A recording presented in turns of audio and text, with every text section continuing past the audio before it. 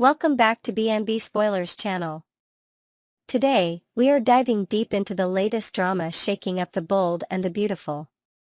Prepare yourself for shocking revelations, devious schemes, and relationships hanging by a thread as we unravel what's coming next in this CBS soap opera. Let's start with an intriguing launch that has everyone talking. Ivy and Electra's dazzling jewelry line, a new era for Forrester Creations? Fashion fans, take note. Forrester Creations is gearing up for a glamorous new launch, courtesy of Ivy and Electra Forrester. Their jewelry line promises to be the next big thing in haute couture, bringing a fresh take on elegance with a modern twist. Industry insiders speculate that this collection could redefine Forrester's legacy, introducing innovative designs that blend classic luxury with contemporary flair. However, beyond the shimmer of gold and the sparkle of diamonds, tensions could brew behind the scenes. Will the success of this line shift power dynamics within the Forrester family? Could unexpected rivalries arise as Ivy and Electra step into the spotlight? And let's not forget, this is B&B, success and sabotage often go hand in hand. Brooke Logan's unrelenting pursuit, Daphne's secrets in jeopardy. As the ever-watchful Brooke Logan keeps her eye on Daphne Rose, the air crackles with suspicion. It seems that Daphne, despite her careful maneuvering, has been caught in Brooke's crosshairs. More than once, Brooke has observed Daphne in compromising situations, whether it be an overly intimate exchange with Carter Walton or a cryptic conversation with Steffy. With Brooke's history of being both a protector and a troublemaker, one can only wonder what she'll do next. Will she directly confront Daphne, or will she use her findings to subtly manipulate the situation in her favor? One thing is certain, Daphne's carefully built facade is beginning to crack, and once Brooke senses weakness, she never lets up. Hope Logan faces a high-stakes dilemma. Meanwhile, Hope Logan finds herself at a crossroads. Carter Walton, a steadfast figure at Forrester Creations, pleads with her to mend fences with the family.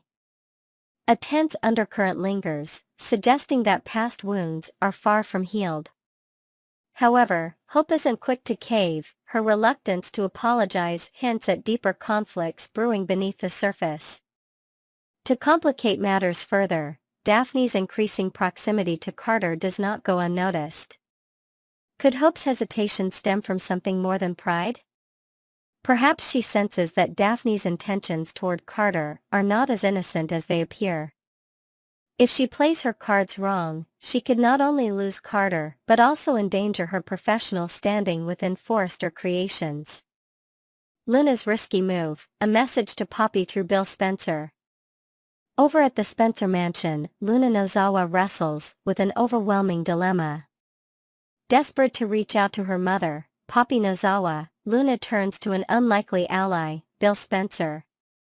A direct conversation is out of the question, and a phone call could expose them both to unwanted scrutiny.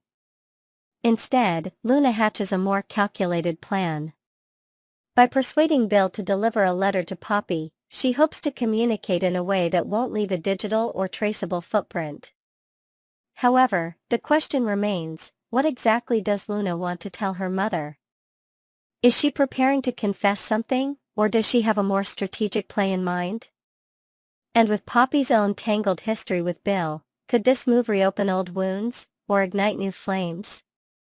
Poppy's emotional plea to Bill, a desperate attempt to unravel the truth. Speaking of Poppy, she makes an unexpected visit to Bill's estate, her emotions barely concealed. A recently leaked sneak peek photo suggests that she is begging for something, perhaps a favor only Bill can provide. Could she be asking him to use his considerable influence to uncover what really happened to Luna during her time in prison? If so, Bill finds himself at an interesting crossroads. His long-standing history with Poppy suggests he might feel inclined to help, but at what cost? With so many unanswered questions swirling around Luna's past and Poppy's motivations, it's only a matter of time before the truth comes to light. Finn's devastating secret, the burden of fatherhood. In what is arguably the most shocking development of all, Dr. John Finn Finnegan recently discovered a truth that could shatter his entire world: he is Luna Nozawa's biological father. The revelation, delivered through an emotionally charged confrontation with Poppy, leaves Finn in turmoil. The weight of this newfound knowledge is so great that it completely overshadows what should have been a joyous occasion, his wedding anniversary with Steffy Forrester Finnegan. Torn between his moral obligation to be truthful and the undeniable consequences that his confession would bring, Finn finds himself paralyzed by indecision. For now, he chooses silence. But how long can he keep this secret buried? The burden gnaws at him, an invisible chasm forming between him and Steffy. His mother, Lee Finnegan, senses something is deeply troubling her son. However, her ability to decipher the truth remains questionable. She suspects Poppy's involvement, but does she know just how devastating the reality is? Steffy's instincts are stirring. Could this be the end of Shin? Steffy, despite remaining in the dark for now, isn't one to ignore her gut feelings. Her past encounters with Luna left her unsettled, and something about their dynamic continues to gnaw at her subconscious. While she tries to convince herself that she can move on, her instincts tell her otherwise. If and when she discovers the truth about Finn's genetic link to Luna, the fallout could be catastrophic. Trust is fragile, and deception, especially in a marriage, can be a breaking point. Could this revelation spell the beginning of the end for Shin? Or will love, once again, triumph over betrayal? A week of reckonings and new beginnings. As we brace ourselves for another explosive week in the bold and the beautiful, one thing is certain: secrets never stay buried for long. From Finn's hidden paternity crisis to Brooke's relentless pursuit of the truth, every character stands on the precipice of change. What will Ivy and Electra's jewelry launch mean for Forrester Creations? How will Hope handle the growing tension between her and Daphne? And most importantly, how long can Finn keep his secret before it all comes crashing down? Next, we're diving into the tangled web of power struggles, secret motives, and shifting allegiances that define the bold and the beautiful. From unexpected alliances to brewing betrayals, there's no shortage of drama in the world of Forrester Creations. Let's get right into the biggest shakeups coming to your screens. Carter's shaky empire, a hollow victory? Carter Walton, once the ever-loyal legal mind of Forrester Creations, now finds himself atop a throne that feels more like a precarious tightrope. After all the maneuvering, scheming, and tactical plays, he's finally in a position of power, but at what cost? Brooke Logan, ever the strategist, has been subtly chipping away at his conscience. Carter's past friendship with Ridge Forrester wasn't just a fleeting workplace camaraderie, it was built on trust, loyalty, and years of navigating the cutthroat business world together. So when Brooke reminded him of this, it hit him where it hurt. Her words weren't just accusations, they were calculated, tailored to poke at the guilt he had buried beneath his recent victories. If Ridge and Carter were like brothers once, was Carter really okay with letting his ambitions bulldoze that bond? Later, as Carter shared his latest expansion plans with Hope Logan, an empire built on the success of a single perfume line, he didn't exactly radiate triumph. Instead, a flicker of uncertainty clouded his face. Was Brooke getting to him? Could her gentle but relentless pressure be enough to make him reconsider his place at the top? Hope and Carter, a match or a mirage? Hope Logan and Carter Walton's relationship has always been a subject of debate, not just among fans, but within the world of Forrester Creations itself. Their pairing was rapid, intense, and fueled by ambition rather than organic connection. And now, it seems Steffy Forrester Finnegan is determined to prove what she has believed all along: Hope is using Carter for her own ends. The irony? Carter has never struck anyone as a man easily manipulated, yet Steffy and Ridge have been convinced of Hope's opportunism from the start. Their assumptions have now birthed a full-fledged scheme, one that relies on turning Carter against Hope before he realizes what's happening. But is this strategy built on fact, or are they simply seeing what they want to see? With Steffy's track record, one would assume she could dismantle Carter's loyalty on her own, just as she once did with Bill Spencer years ago. But rather than handling this situation directly, Steffy has chosen to operate through Daphne Rose, using her as a catalyst for doubt. Is this strategic delegation, or is Steffy hesitant to face Carter head-on? Perhaps it's time for her to get her hands dirty. Daphne's seduction, a miscalculated move? Daphne Rose thought she had played her cards perfectly. She set her sights on Carter, wove an intricate web of attraction, and left him entangled in her perfume-infused presence. Yet, just when she assumed victory was within her grasp, a strange thing happened. Hope reached for Carter in an affectionate moment, and instead of responding warmly, he frowned. For Daphne, this was an unexpected twist. She had assumed Carter was firmly under her spell, yet his hesitation suggested otherwise. This wasn't just a romantic ploy. It was a battlefield, one where perception dictated power. And when she returned to Steffy, she conveniently left out one crucial detail: her own effect on Carter. Was Daphne playing her own game within Steffy's strategy? Had she omitted this key piece of information intentionally, or was she simply misreading the situation? Either way, her report led to a dramatic shift in tactics.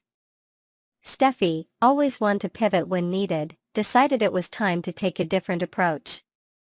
Instead of relying solely on seduction, she wanted to reinforce the idea that Hope was manipulating Carter. But was this really a smarter strategy, or just a different shade of the same flawed plan? The bigger picture, a war of minds and morals. At its core, this power struggle isn't just about business takeovers or romantic rivalries, it's about the psychology of manipulation. Every player in this game believes they are pulling the strings, but in reality, they are all being played by forces larger than themselves. Carter is torn between his past and present, navigating guilt and ambition with each step he takes.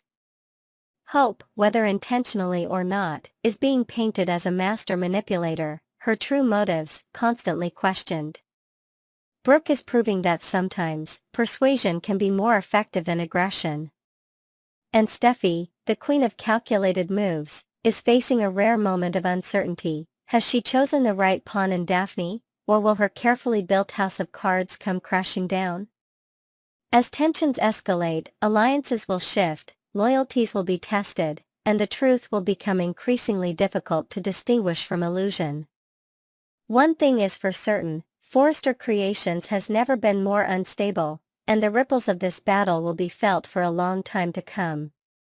Next, we unravel a tangled web of shifting allegiances, long-buried secrets, and high-stakes drama in The Bold and the Beautiful. Strap in, because this week's developments will leave you questioning loyalties and motives at every turn. Let's get right into it. Finn's gamble: DNA doesn't lie, or does it? In a moment of sheer desperation, or perhaps just sheer determination, Dr. John Finn Finnegan decided to take matters into his own hands, literally. While Luna Nozawa repeatedly insisted that she had no connection to Tom Starr, Finn wasn't willing to take her words, or his mother Poppy's claims, at face value. Instead, he took the bold step of running his own DNA test to get undeniable proof of the truth. One has to wonder, though, does Finn actually have time for his real job? Surely his actual patients might be wondering why their doctor is spending so much time poking around in his own family mysteries rather than focusing on saving lives. Regardless, the question remains, what will he find? Will the results confirm Poppy's story, or will they unearth an even bigger shocker? And if the truth turns out to be different from what Finn expected, how will it impact his already fragile marriage with Steffy? Luna's lingering guilt, a moment of reflection.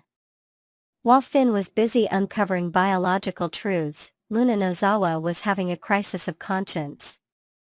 Up until now, Luna had maintained that she never intended to kill anyone, but for the first time, she openly admitted feeling remorse, not just for the crime that landed her in prison, but for the collateral damage her actions caused to Finn and Steffy. This was an unexpected shift. Luna had always been more focused on her own predicament, but this subtle change in attitude suggests that she is beginning to recognize the ripple effect of her choices. Is this a sign that Luna is on the path to redemption, or is she merely trying to soften Bill Spencer's heart to ensure he continues protecting her? Poppy's panic, a daughter vanishes without a trace. If Luna was feeling guilty, her mother, Poppy Nozawa, was feeling nothing short of sheer panic. It had taken her long enough to finally visit her daughter in prison, but when she arrived, she was met with an unsettling revelation: Luna was gone. What was even more bizarre was how the prison staff reacted.